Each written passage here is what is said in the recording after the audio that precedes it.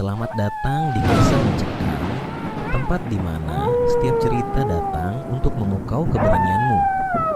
Di sini, kita akan menyelami kisah-kisah horor yang tak hanya menakutkan, tapi juga penuh misteri dan keanehan yang sulit dijelaskan. Siapkan dirimu, matikan lampu, dan dengarkan dengan penuh perhatian.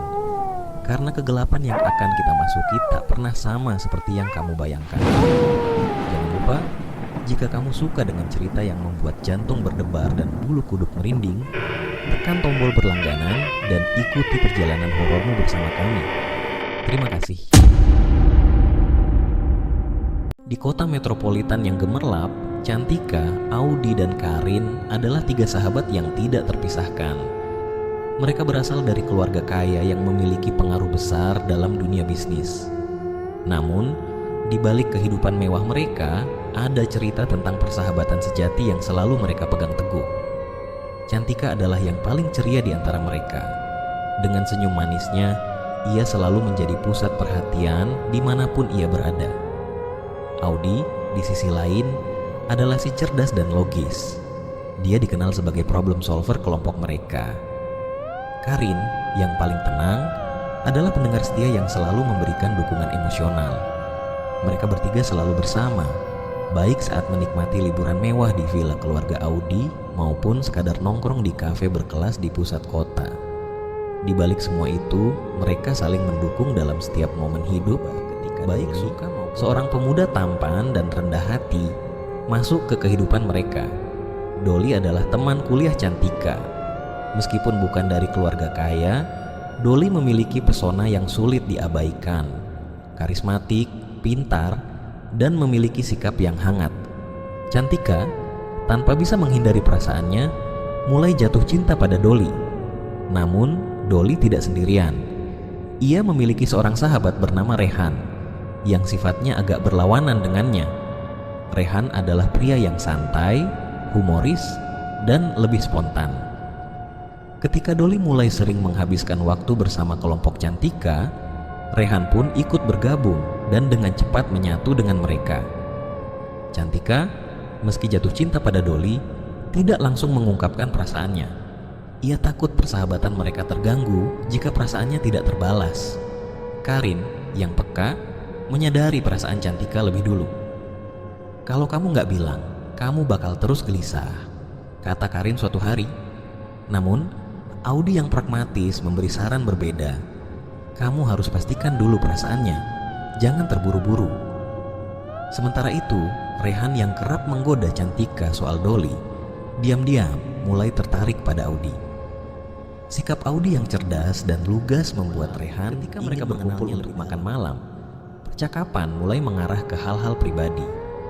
Rehan yang suka bercanda menyinggung soal ketertarikan diam-diam dalam kelompok mereka. Cantika yang merasa malu akhirnya mengaku bahwa ia menyukai Dolly. Semua terdiam. Dolly dengan wajah serius akhirnya angkat bicara. "Aku nggak tahu kamu punya perasaan seperti itu. Aku juga sebenarnya punya rasa, tapi aku selalu ragu karena latar belakang kita yang berbeda." Cantika tersenyum lega. "Aku nggak peduli soal itu, Dolly. Aku cuma mau kita jujur satu sama lain." Sementara itu, Rehan memanfaatkan momen ini untuk mendekati Audi, yang terlihat terkejut. "Kalau kita ngomong soal kejujuran, aku sebenarnya pengen bilang kalau aku suka sama kamu, Audi. Tapi aku nggak tahu kamu bakal anggap itu serius atau enggak," katanya sambil tertawa kecil. Audi dengan senyum khasnya hanya menjawab, "Rehan, aku pikir kamu cuma bercanda selama ini. Tapi kalau serius, mungkin kita bisa coba malam kejujuran itu." Rehan dan Audi kini resmi berpacaran. Hubungan mereka tampak begitu hangat dan penuh tawa. Rehan selalu punya cara untuk membuat Audi tersenyum. Sementara Audi merasa nyaman dengan sifat santai Rehan yang melengkapi dirinya. Namun, di sisi lain, hubungan Cantika dan Dolly tak berjalan seperti yang diharapkan.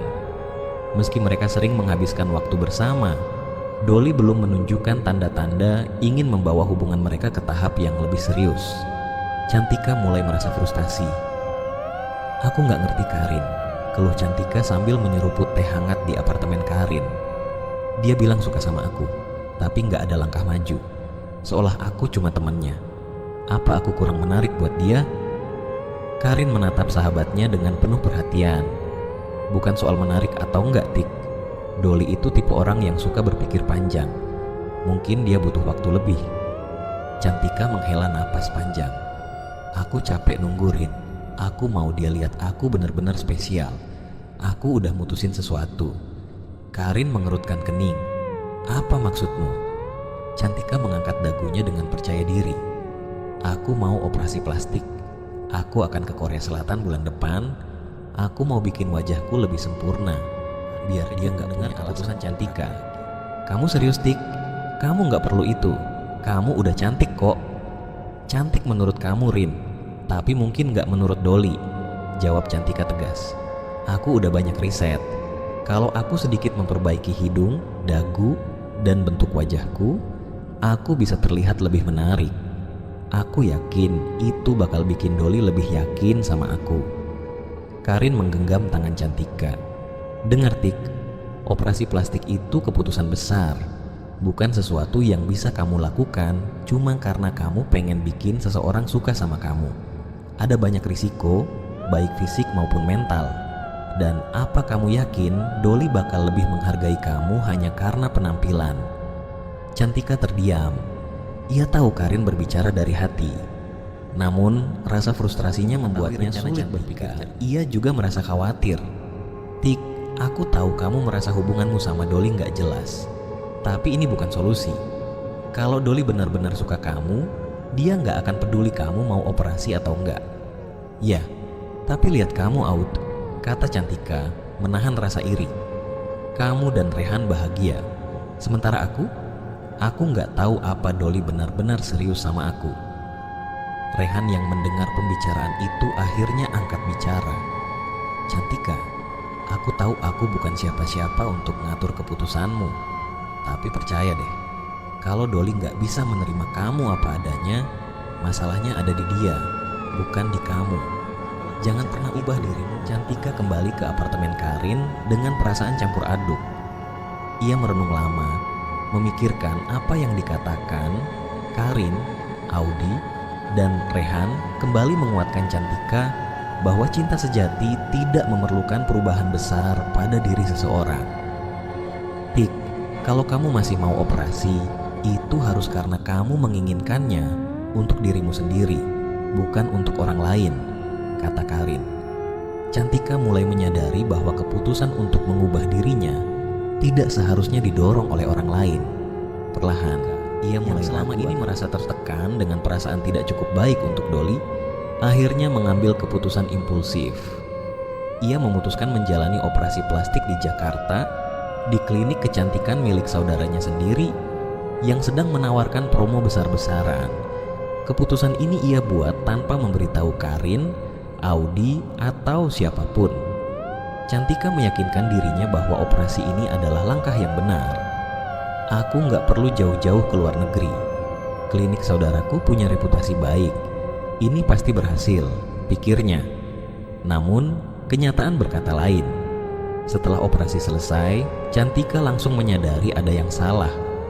Wajahnya tampak tidak simetris, dengan bekas jahitan yang mencolok dan pembengkakan yang tak kunjung hilang.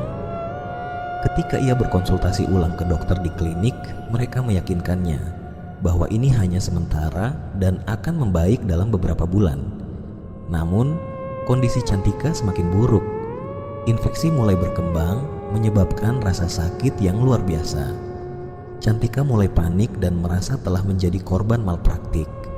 Pihak klinik, termasuk keluarganya, berjanji untuk bertanggung jawab penuh.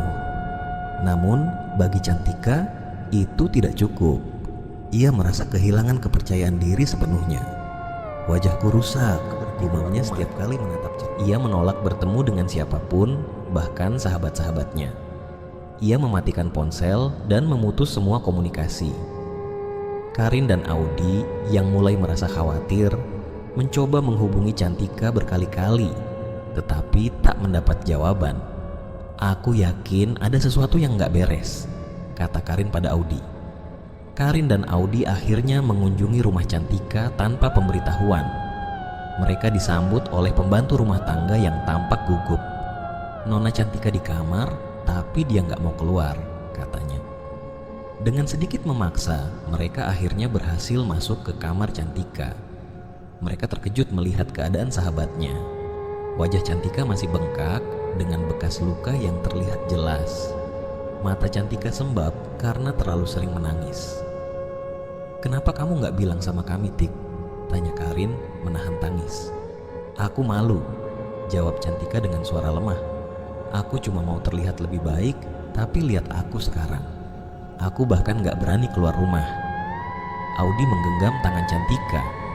"Cantika, ini bukan akhir segalanya. Kita bisa cari solusi. Kamu nggak sendirian." Namun Cantika hanya menggeleng. "Kalian nggak ngerti apa yang aku rasakan. Aku nggak bisa hidup dengan wajah seperti ini." "Aku juga. Cantika nggak pernah kayak gini sebelumnya. Kita harus cari tahu sekuat tenaga untuk menyemangati Cantika." Mereka menghubungi beberapa dokter spesialis bedah plastik terpercaya untuk mencari solusi memperbaiki kondisi Cantika. Mereka juga berbicara dengan keluarga Cantika yang setuju membantu mencarikan penanganan terbaik. Namun, meskipun ada harapan, kondisi mental Cantika semakin memburuk. Depresi yang ia alami membuatnya sulit melihat secercah cahaya di tengah kegelapan. Suatu malam, ketika semua orang sudah terlelap, Cantika diam-diam meninggalkan surat di meja kamarnya. Surat itu ditujukan kepada Karin, Audi, dan keluarganya.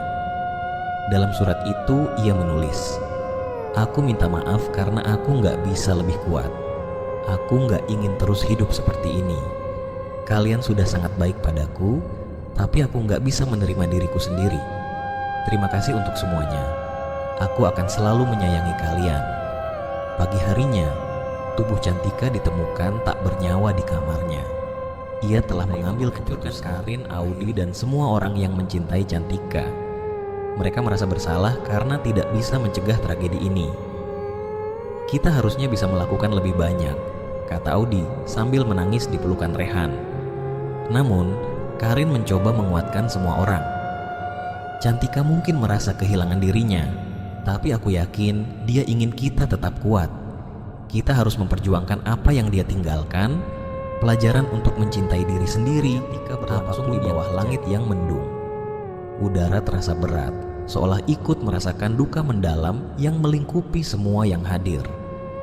Orang tua Cantika yang tampak sangat terpukul berdiri di depan makam anak mereka, menahan air mata yang tak terbendung. Ayah Cantika, seorang pria yang biasanya tegar, kini tampak rapuh, sementara ibunya terus terisak tanpa henti. Karin dan Audi berdiri di dekat mereka, berusaha memberi dukungan, meski hati mereka sendiri juga hancur. Audi tidak dapat menahan tangisnya sepanjang prosesi. "Kenapa harus seperti ini? Kenapa dia nggak bilang kita lebih dulu?" bisiknya pada Karin.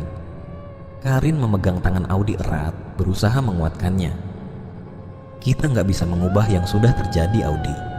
Tapi kita harus tetap di sini untuknya, sampai akhir." Rehan dan Doli hadir sedikit di belakang mereka. Wajah Doli tampak suram, rasa bersalah terlihat jelas di matanya. "Aku seharusnya tahu. Aku seharusnya lebih peka terhadap perasaannya," gumamnya pada Rehan. "Ini bukan salah kamu, Dol. Kita semua merasa kehilangan," jawab Rehan. Dan tanah terakhir ditaburkan, keluarga dan teman-teman Cantika mulai meninggalkan area pemakaman. Namun, Audi merasa ada sesuatu yang aneh. Saat ia berdiri mematung di dekat makam, telinganya menangkap suara samar yang membuat darahnya membeku. "Tolong, ampuni aku, tolong, aku ingin keluar." Audi menoleh dengan cepat, memastikan dirinya tidak salah dengar. Namun suara itu kembali terdengar. Kali ini lebih jelas. Ia terperangah dan berbisik, "Karin, kamu dengar itu enggak?" Karin, yang sedang berjalan ke arah parkiran, menoleh bingung. "Apa? Dengar apa?" Audi mencoba menjelaskan, tapi suaranya terputus ketika matanya menangkap sesuatu di bawah pohon besar di dekat makam. Di sana, ia melihat sosok yang sangat dikenalnya, Cantika. Cantika berdiri dengan baju tidur putih yang ia kenakan pada hari terakhirnya. Namun wajahnya rusak, penuh bekas luka, dan jahitan yang terlihat jelas bahkan dari kejauhan. Sosok itu hanya berdiri diam, menatap Audi dengan mata penuh kesedihan. Audi membeku di tempat, tidak bisa menggerakkan tubuhnya. Ia hanya bisa mengangkat tangannya, menunjuk ke arah pohon dengan mata melebar. Dia di sana. Karin dan Dolly langsung mendekat, mengikuti arah pandangan Audi. Apa yang kamu lihat? Tanya Karin cemas. Cantika, dia di sana, di bawah pohon, jawab Audi dengan suara bergetar. Namun tidak ada seorang pun di bawah pohon. Yang terlihat hanyalah dedaunan yang bergoyang tertiup angin. Rehan mencoba menenangkan Audi. Audi, kamu mungkin terlalu lelah dan sedih. Kita semua kehilangan dia, dan ini pasti berat buat kamu. Audi menggeleng, air matanya kembali mengalir. Aku tahu apa yang aku lihat. Aku dengar dia minta tolong. Dia bilang, tolong aku keluar. Dolly, yang juga tampak cemas, mencoba mendekati Audi. Audi, mungkin ini cuma pikiranmu yang sedang terguncang. Kita semua merasakan hal yang sama, tapi ini nggak nyata. Cantika Audi tidak bisa menghilangkan bayangan sosok Cantika dari pikirannya. Sepanjang perjalanan pulang, ia terdiam, hanya memandangi jendela mobil dengan tatapan kosong. Karin yang mengemudi terus melirik Audi dengan khawatir. Audi, aku tahu kamu sedih, tapi kamu harus percaya kalau Cantika ingin kita tetap kuat. Dia nggak akan mau kamu terus-terusan seperti ini, kata Karin lembut. Namun Audi tetap diam. Dalam hatinya, ia yakin apa yang ia lihat dan dengar adalah nyata. Malam harinya, Audi mencoba tidur, tapi suara dari pemakaman terus terngiang di telinganya. Tolong aku, ampuni aku. Suara itu terdengar lebih jelas setiap kali ia mencoba mengucapkan. Dolly tidak bisa lagi tidur dengan tenang. Setiap malam, ia dihantui rasa bersalah yang menggerogoti pikirannya. Ia sering bertanya-tanya, apakah perasaan Cantika yang tidak pernah terbalas darinya menjadi salah satu alasan mengapa Cantika mengambil keputusan fatal. Suatu malam, setelah melewati hari yang penuh kecemasan, Dolly akhirnya terlelap. Namun, tidur itu bukanlah pelarian yang damai. Dalam mimpinya, Dolly mendapati dirinya berada di kamar Cantika. Tempat tidur, meja rias, hingga cermin besar di sudut ruangan terlihat persis seperti yang ia ingat dari kunjungannya terakhir kali. Namun ada sesuatu yang berbeda. Suasana kamar terasa dingin dan gelap, dengan bau anyir yang menusuk hidungnya. Dolly merasa ada yang mengawasi. Ketika ia berbalik, di sana berdiri Cantika. Tapi itu bukan Cantika yang ia kenal. Wajahnya rusak, seperti meleleh, dengan kulit yang menggantung di sisi pipi. Dari luka-luka di wajahnya mengalir cairan bernanah yang membuat Dolly ingin berpaling, tapi matanya terkunci pada sosok itu. Cantika memegang wajahnya dengan tangan gemetar, kemudian dengan suara parau yang memekakkan telinga, ia berkata, "Lihat apa yang kamu lakukan." Ia ingin bergerak, tapi tubuhnya terasa berat. Cantika mendekatinya perlahan, tangannya meraih wajahnya sendiri. Dengan gerakan tiba-tiba, ia menarik kulit wajahnya yang meleleh, seperti plastik yang terbakar. "Kenapa aku nggak cukup baik untukmu, Dolly? Kenapa kamu biarkan aku seperti ini?"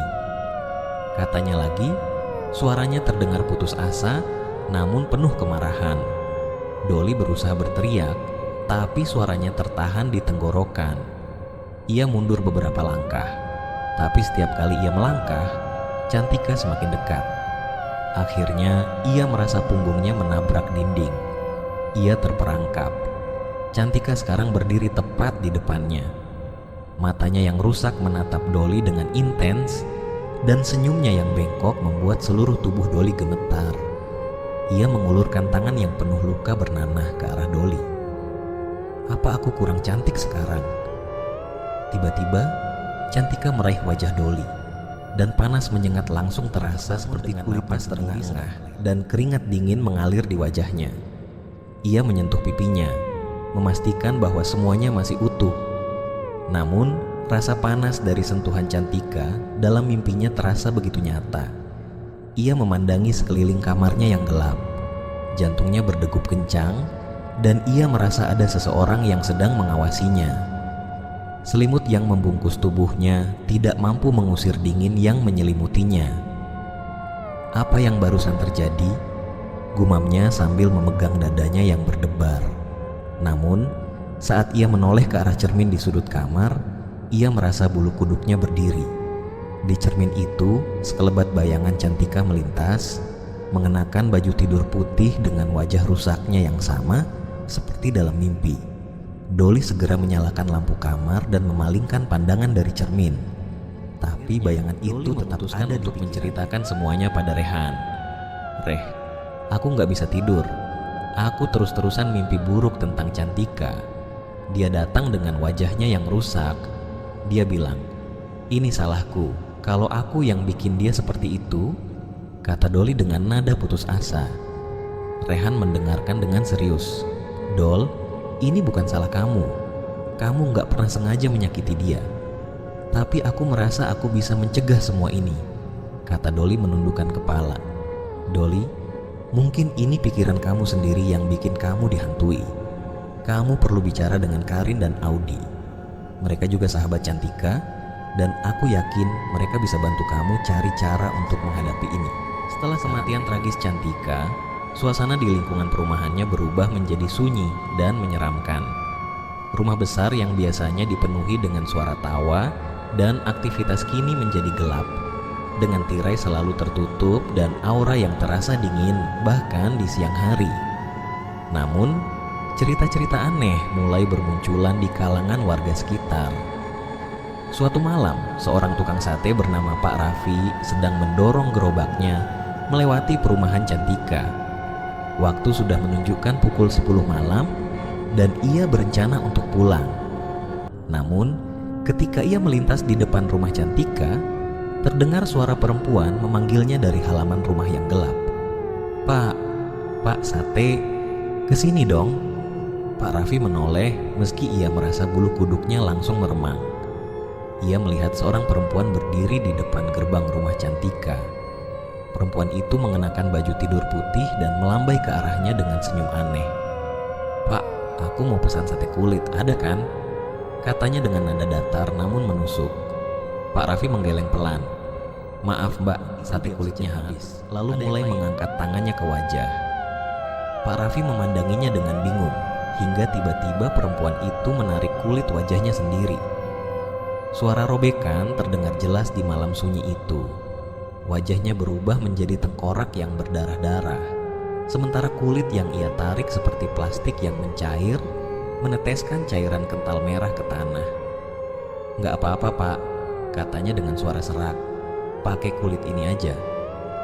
Pak Raffi berteriak ketakutan, meninggalkan gerobaknya dan berlari sejauh mungkin dari tempat itu.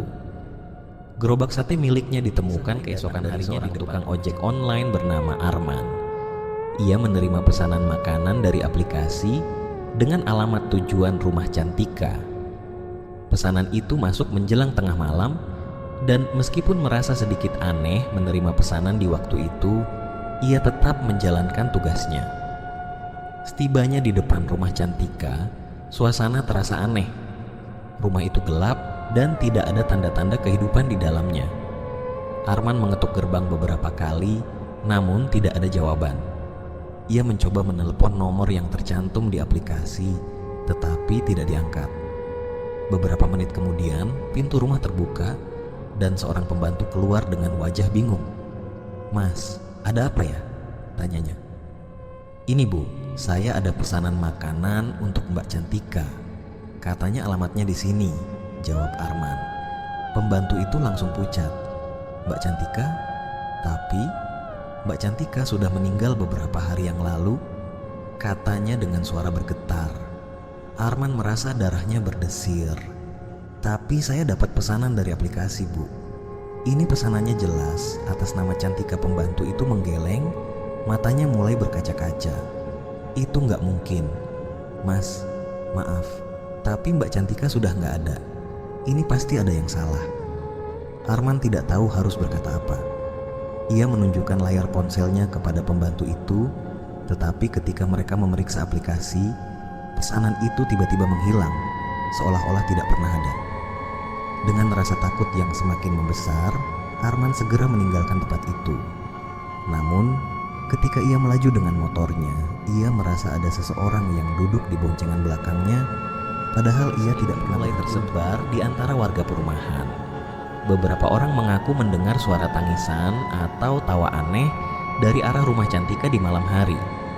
Ada juga yang melihat bayangan putih di jendela kamar Cantika, meskipun rumah itu seharusnya kosong. Karin dan Audi yang mendengar kabar ini merasa semakin cemas. Mereka tidak percaya Cantika akan menjadi sumber gangguan seperti ini.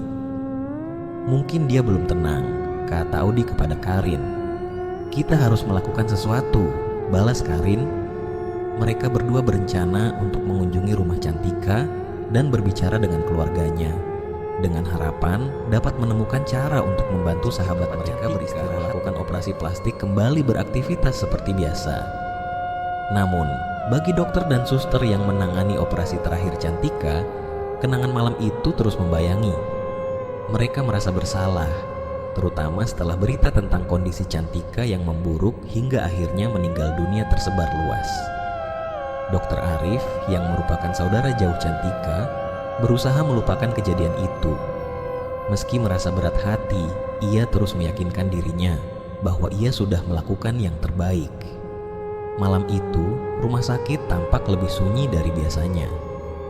Di ruang gawat darurat, sebuah laporan masuk tentang seorang pasien bernama Cantika yang dijadwalkan untuk konsultasi. Nama itu membuat Dr. Arif tertegun. Nama yang sama, gumamnya pelan, mencoba menenangkan dirinya. Mungkin hanya kebetulan, nama Cantika kan cukup umum.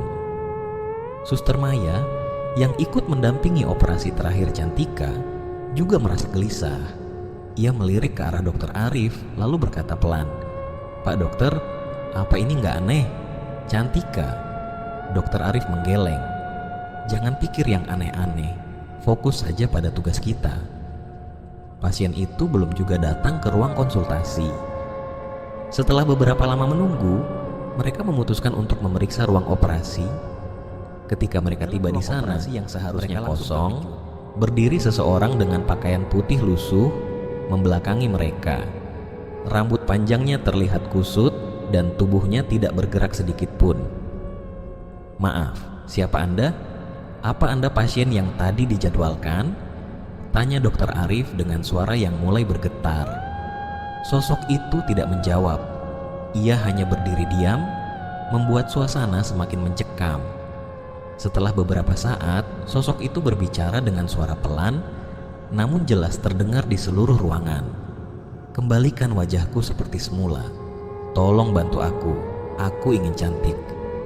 Suster Maya mundur dengan napas tersengal. "Pak dokter, itu," katanya dengan suara gemetar. Dr. Arif mencoba menenangkan dirinya dan mendekati sosok itu. "Kami bisa membantu, tapi bisakah Anda berbalik agar kami bisa melihat wajah Anda?" Sosok itu perlahan berbalik. Namun ketika wajahnya terlihat, baik Dr. Arif maupun Suster Maya langsung terperangah.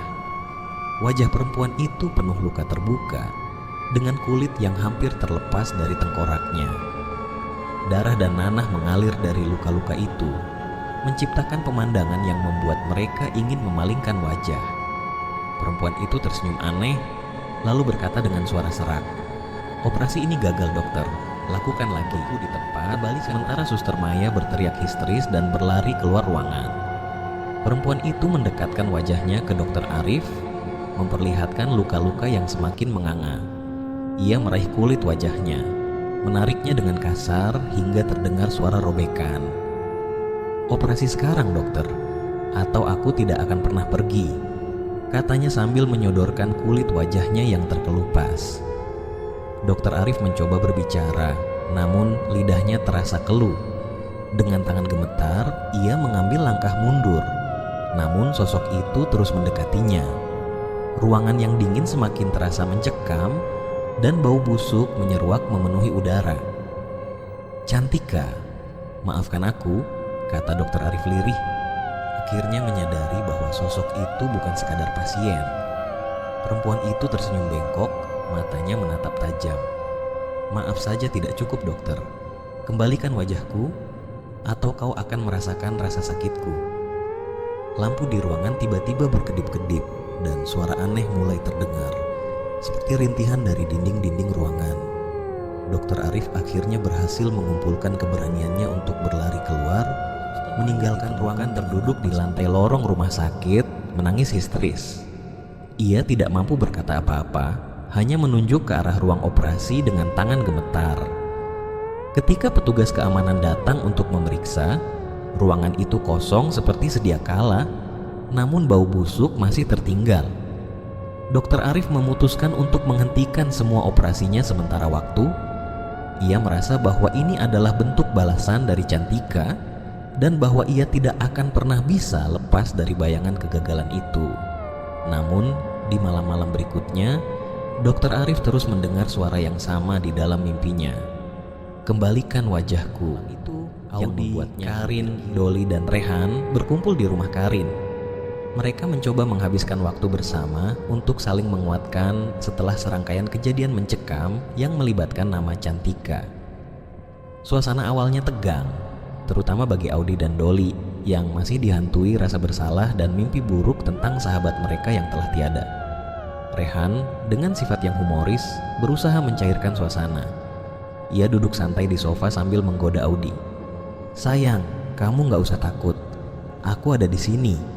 Kalau ada hantu, aku bakal bilang, 'Mbak hantu, antre dulu ya. Pacarku aja belum selesai disayang-sayang.'"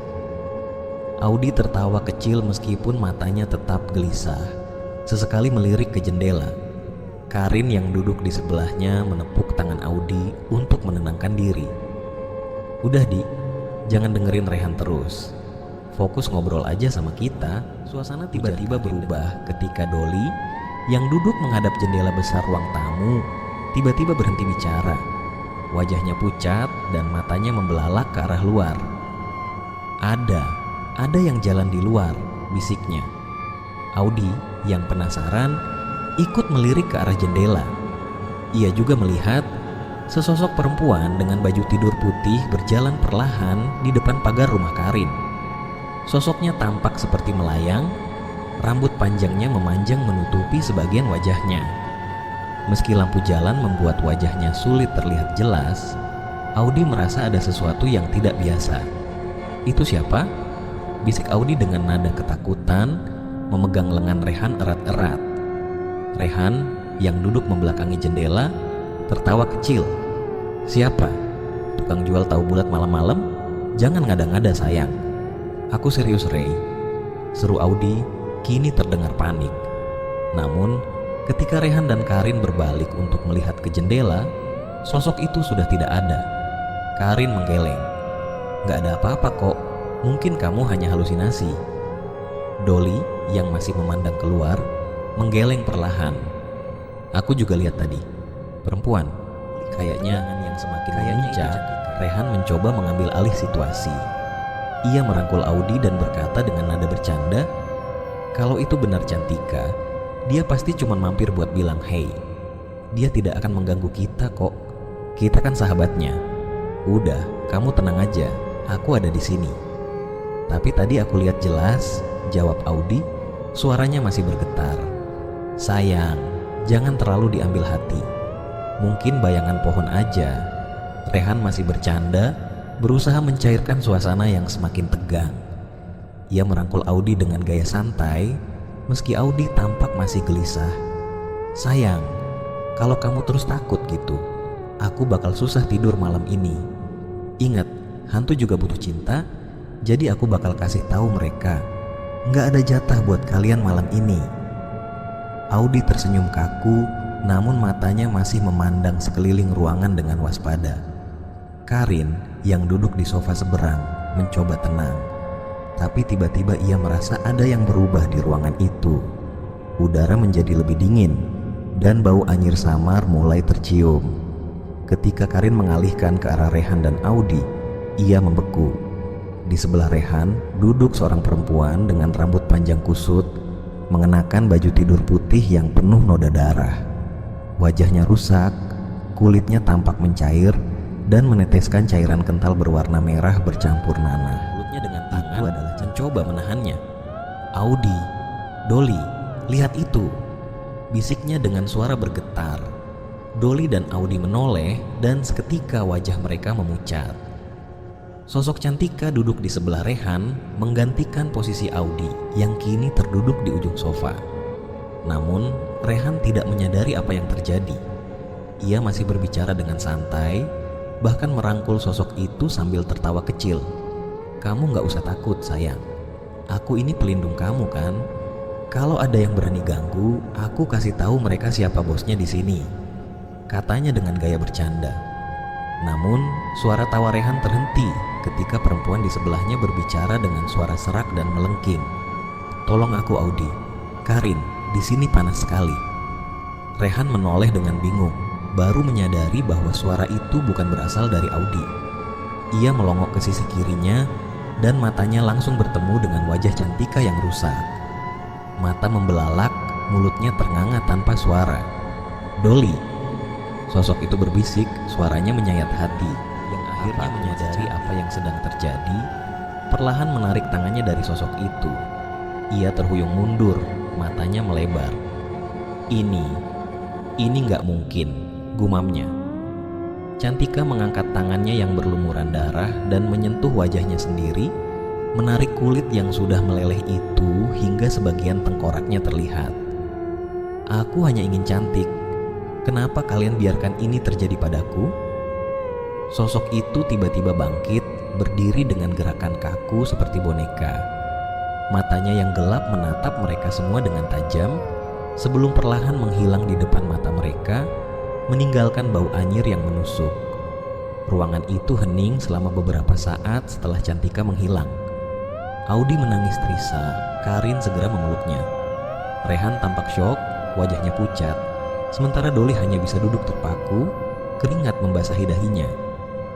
"Rehan, apa tadi?" "Itu." Karin mencoba bicara, tapi tidak bisa melanjutkan kalimatnya. "Cantika," bisik Dolly, "dia benar-benar di sini." Rehan, yang biasanya penuh canda, kali ini tidak bisa berkata apa-apa. Ia hanya menatap kosong ke arah sofa tempat Cantika tadi duduk. Aroma anyir masih terasa, membuat mereka yakin bahwa apa yang baru saja terjadi bukanlah imajinasi. Malam itu tidak ada yang bisa tidur. Mereka mulai menyadari bahwa arwah Cantika belum tenang dan mungkin masih ada sesuatu yang harus mereka lakukan untuk membantunya menemukan. Dipenuhi oleh kerabat dan sahabat dekat yang berkumpul untuk mendoakan kepergiannya. Audi, Karin, Dolly, dan Rehan yang merencanakan acara tersebut sebagai bentuk penghormatan terakhir kepada sahabat mereka. Kehadiran Dr. Arif dan Suster Maya menambah nuansa emosional, mengingat mereka yang terakhir berinteraksi dengan Cantika sebelum tragedi itu terjadi. Setelah doa bersama, suasana hening sejenak. Orang tua Cantika dengan wajah lelah dan mata sembab mengucapkan terima kasih kepada semua yang hadir. Kemudian Dr. Arif berdiri untuk memberikan penjelasan yang selama ini menjadi pertanyaan banyak pihak. "Kami, pihak rumah sakit, turut berduka cita atas kejadian ini. Saya ingin menjelaskan bahwa apa yang terjadi pada Cantika bukanlah akibat malpraktek. Kami sudah mematuhi semua prosedur medis. Namun, kulit dan darah Cantika menunjukkan reaksi yang sangat langka terhadap zat kimia dari prosedur operasi. Hal itu menyebabkan infeksi yang menyebar dengan sangat cepat hingga tubuhnya tidak mampu menahan," jelasnya dengan nada penuh penyesalan. Suster Maya yang berdiri di sampingnya menambahkan, "Kami berharap keluarga dan teman-teman Cantika dapat menerima kenyataan ini dan memaafkan kami." Kata-kata itu membuat suasana semakin berat. Audi tidak bisa menahan tangisnya, sementara Karin menggenggam tangannya melanjutkan doa. Tiba-tiba udara di dalam rumah menjadi dingin, namun tidak ada yang memperhatikannya kecuali Audi dan Karin. Keduanya menoleh ke arah pintu ruang tamu, dan di sana mereka melihat sosok Cantika berdiri. Berbeda dari penampakan sebelumnya, kali ini Cantika tampak sangat cantik. Wajahnya bersinar dengan senyum lembut yang menenangkan. Ia mengenakan gaun putih yang sederhana namun anggun, dan matanya terlihat penuh emosi. Air mata mengalir di pipinya saat ia menatap Audi dan Karin. "Cantika," bisik Audi, suaranya hampir tidak terdengar. Karin juga menatap dengan takjub, tidak mampu berkata apa-apa. Cantika tidak mengucapkan sepatah kata pun, tetapi senyum dan air matanya seolah berbicara lebih dari 1000 kata. Ia menundukkan kepala sedikit, seolah meminta maaf kepada kedua sahabatnya. Dolly yang duduk di dekat Audi merasa sesuatu yang aneh. Ia tidak bisa melihat Cantika, tetapi dadanya terasa berat, seolah ada kehadiran yang sangat dekat dengannya. Ia akhirnya berkata dengan suara pelan namun penuh keyakinan, "Cantika, aku tahu kamu di sini. Aku cuma mau bilang, kamu selalu cantik, sampai kapanpun." Sosok Cantika tersenyum lebih lebar mendengar kata-kata itu, lalu perlahan memudar di depan mata Audi, dan sementara Karin berusaha menenangkannya meskipun air mata juga mengalir di pipinya. Rehan yang tidak melihat apa-apa hanya bisa menatap bingung ke arah mereka. "Ada apa, Audi? Kamu lihat sesuatu?" tanyanya lembut. Audi mengangguk pelan. "Cantika, dia ada di sini. Dia sangat cantik, Rehan. Dia tersenyum pada kami." Suasana di ruangan itu menjadi penuh haru, meskipun hanya Audi dan Karin yang benar-benar menyaksikan kehadiran Cantika. Orang tua Cantika yang tidak menyadari apa yang baru saja terjadi, terus memanjatkan doa dengan air mata di mata mereka. Malam itu, Audi dan Karin merasa lega meskipun penuh kesedihan. Penampakan Cantika yang terakhir kali memberi mereka pesan yang jelas. Cantika akhirnya menemukan kedamaian. Bagi Dolly, kata-kata yang ia ucapkan menjadi caranya untuk melepas penyesalan yang selama ini menghantui. Ia merasa bahwa meskipun ia tidak melihat Cantika, hatinya tahu bahwa Cantika telah mendengarnya. Kini, mereka semua tahu bahwa meski Cantika telah pergi, kehadirannya akan selalu ada di hati mereka.